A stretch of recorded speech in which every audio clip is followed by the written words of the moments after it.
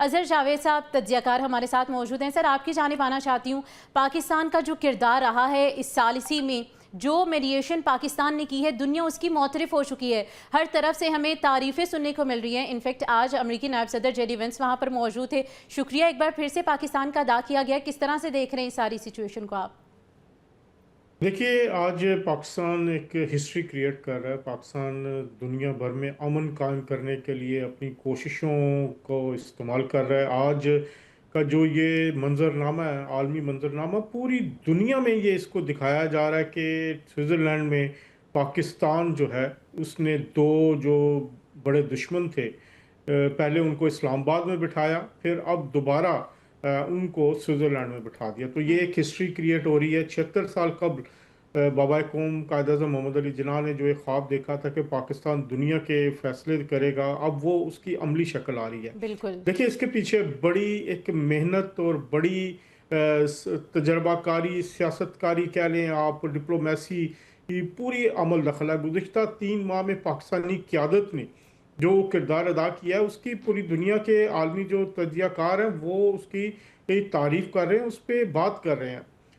जब जंग शुरू हुई तो ईरान और यूएसए के दरमियान उस वक्त से पाकिस्तान मुतहर्रिक था। पाकिस्तान के वज़ीर आज़म शहबाज शरीफ को क्रेडिट देना होगा, पाकिस्तान के फील्ड मार्शल सैयद आसिम मुनीर को क्रेडिट बिल्कुल। देना होगा कि उन्होंने किस तरह एक ऐसी जंग जो कि पाकिस्तान से दूर थी, लेकिन उन्होंने पाकिस्तान के करीब समझते हुए, दिल के करीब समझते हुए, आलमी अमन के लिए उन्होंने जो कोशिशें शुरू की, आज उसका एतराफ़ अमेरिकन प्रेसिडेंट के उस जेडी वैंस के उस एक जुमले से हो जाता है जिसमें उन्होंने कहा वी लव पाकिस्तान। बिल्कुल। उसका ये बहुत बड़ा जुमला है। अगर इसको आप देखें, कुछ अर्सा कबल तक पाकिस्तान आलमी सतह पर उसे तनहा करने की कोशिश की जा रही थी।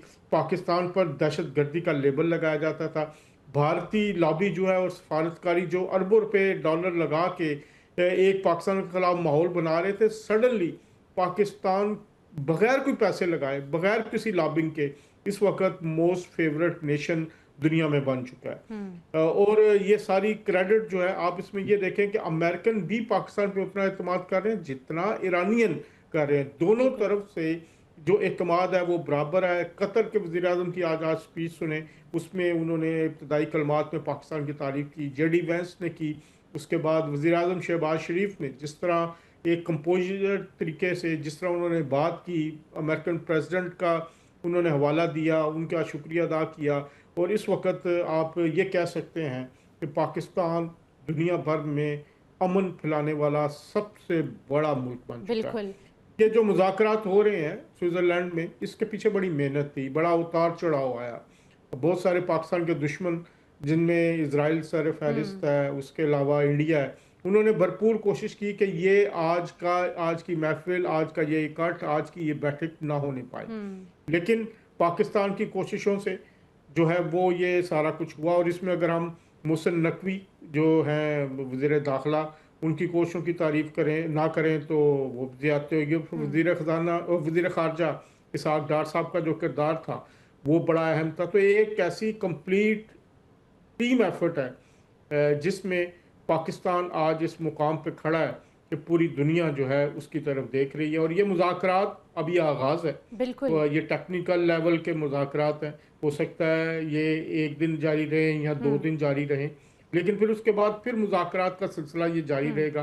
14 नुकात हैं जिन पर जो दस्तखत हुए, अमेरिकन प्रेसिडेंट डोनाल्ड ट्रंप दस्तखत कर चुके हैं इलेक्ट्रॉनिकली, ईरानी प्रेसिडेंट कर चुके हैं, और वज़ीर आज़म पाकिस्तान मोहम्मद शहबाज शरीफ इस पर बतौर सालिस दस्तखत करते हैं। ये एक दस्तखत हो बड़ा चुके हैं। अच्छा बिल्कुल। आगाज़ है जी।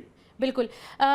बाबर अलाउद्दीन साहब भी हमारे साथ मौजूद हैं। सर, आपको भी शामिल गुफ्तगू करती हूँ। ब्रिगेडियर रिटायर्ड बाबर अलाउद्दीन साहब, दिफाई तज्जियाकार हैं आप। सर, अपने एक्सपीरियंस के मुताबिक आपसे मैं ये पूछना चाहती हूँ, जैसे अभी तज़किरा भी हमने किया कि इन सारी मीडिएशन में स्पॉयलर्स बहुत ज़्यादा हैं, वो कहीं ना कहीं ऐसे फैक्टर्स क्रिएट करने की कोशिश करें कि पाकिस्तान की मीडिएशन डिस्टर्ब हो। क्या समझते हैं कि आने वाले वक्त में जो हमें कहीं ना कहीं एतमाद का फुकदान नज़र आ रहा है ईरान के दरमियान, अमेरिका के दरमियान, किस तरह से उसको कवर किया जा सकता है? बहुत शुक्रिया जी, आपने स्पॉइलर का जिक्र किया। देखिए, स्पॉयलर्स 2 किस्म के हैं। एक तो स्पॉइलर है हिंदुस्तान, जी। उसकी तो ख्वाहिश ये है कि पाकिस्तान का नाम दुनिया में इस तरीके से प्रोमिनेंट ना हो। उसकी तो पूरी कोशिश, उसको इससे कोई सरोकार नहीं है कि पीस होता है या नहीं होता, मुज़ाकरात होते हैं या नहीं होते। उसका टोटल कंसंट्रेशन इस चीज़ के ऊपर है कि पाकिस्तान को डिफेम किया जाए और किसी तरीके से ऐसी सिचुएशन क्रिएट की जाए कि पाकिस्तान का जो मीडिएशन में मरकजी किरदार है वो दागदार हो, और पाकिस्तान और अमेरिका के दरमियान बिलखुसूस कोई ऐसी बदएतमादी पैदा की जाए। कोशिशें करते भी रहे। आपको पता है कि लास्ट मंथ उन्होंने एक शोशा छोड़ा था कि इस्लामाबाद के नूर खान एयरबेस के ऊपर कुछ ईरानियन फाइटर जेट्स, जी। ईरानियन जहाज फटे। तो इसलिए था कि अमेरिका के ज़हन में डाला जाए कि पाकिस्तान और ईरान की साइड ले रहा है। एक तो सबसे बड़ा स्पॉइलर ये है। अभी जो इनका नेक्सस इसराइल के साथ है, इसराइल इस पूरे के पूरे अमल में इसको सबोताज करने के लिए सबसे बुनियादी किरदार उसी का हो सकता है। उनकी कोशिश भी है क्योंकि वो अमन नहीं चाहते, वो जंग बंदी नहीं चाहते। ग्रेटर इसराइल के कॉन्सेप्ट को अगर उन्हें परसू करना है, उसको उन्होंने आगे बढ़ाना है, तो उसके लिए जरूरी चीज है कि गल्फ में जंग फैले, इस्लामी ममालिक आपस में लड़े, जहाँ पर ज्यादा अनरेस्ट हो, ज्यादा यहाँ पर ओवरऑल सिचुएशन जो है ना खराब हो। और वो इसी सूरत में होगी कि जंग अगर नहीं रुकती और इसराइल को मौका मिलता रहता है अमेरिका के शय में वो चीज। तो ये दोनों स्पॉइलर्स तो हैं। और अब देखें क्या लबनान में पिछले 3 दिनों से जिस तरीके से इसराइल ने बॉम्बिंग की है, ईरान शुरू से कहता चला रहा है कि लबनान के इशू को भी इसके साथ लिंक करें बिकॉज वो भी मिडल ईस्ट में लोकेटेड है। इसराइल उससे इज्तनाब करता है। अब ये एक स्पॉइलर किसी सूरत हाल आगे जाके मुश्किलात पैदा यकीनी तौर पे कर सकती है। लेकिन इसमें हौसला अफजा ये पॉजिटिव बात यह है कि for the first time in history America ने इसराइल पे चाहे दबे लफ्जों में चाहे इनडायरेक्टली तनकीद की है, उन्हें क्वेश्चन जरूर रेज किए। आज भी अमेरिकन वाइस प्रेसिडेंट ने ये बात की है कि लबनान में जंग बंदी होनी चाहिए। अमेरिकी सदर का ये कहना कि लबनान में जब इसराइल अटैक करता है तो सिर्फ हिजबुल्लाह के लोग नहीं उसमें शहीद होते हैं, आम शहरी मारे जाते हैं। जी। तो इनकी आपस में हॉट टॉक्स भी नेतन्याहू की और अमेरिकी सदर की और वाइस प्रेसिडेंट की हो चुकी है। ये स्पॉइलर तो डेफिनेटली हैं, लेकिन फिलहाल माहौल पॉजिटिव है। और उसमें अच्छी चीज यह है कि दोनों फ्री कैन, ईरान भी अमेरिका भी, दोनों डिटर्मिन्ड हैं कि मुज़ाकरात होने चाहिए, दोनों पॉजिटिव हैं और बड़े अच्छे नोट पे इन मुज़ाकरात का आगाज हुआ है। बिल्कुल। अच्छा पाकिस्तान सर, के जिस तरह किरदार से अभी के आपने तस्करा किया है कि ये स्पॉइलर तो हैं फील्ड में, लेकिन यहाँ पर हमने जो खुशाइन चीज़ देखी है वो ये कि दोनों ममालिक के दरमियान, इसराइल और यूएस के दरमियान कन्फ्रंटेशन हुई है। उसका इम्पैक्ट पड़ता हुआ भी हमने देखा है कि इसराइल ने कहा है कि लेबनान पर जंगबंदी हमने रोक दी है, लेकिन आबनाए हुर्मुज़ का दोबारा बंद होना और ईरानी ज़राए का ये कहना कि हमने इसलिए बंद किया है क्योंकि लेबनान के ऊपर हमलों का सिलसिला जारी है। क्या समझते हैं आने वाले वक्त में ये देर पा साबित होने वाला है? क्योंकि ईरान ने तो डायरेक्टली कह दिया है कि हमारा अमल बराए अमल और माहिदा बराए माहिदा होना चाहिए।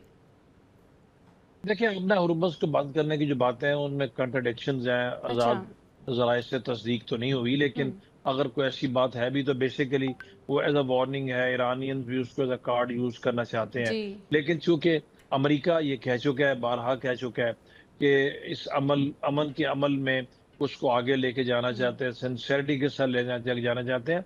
और अब पाकिस्तान के किरदार की भी बात कर रहे थे। ये किरदार को आम किरदार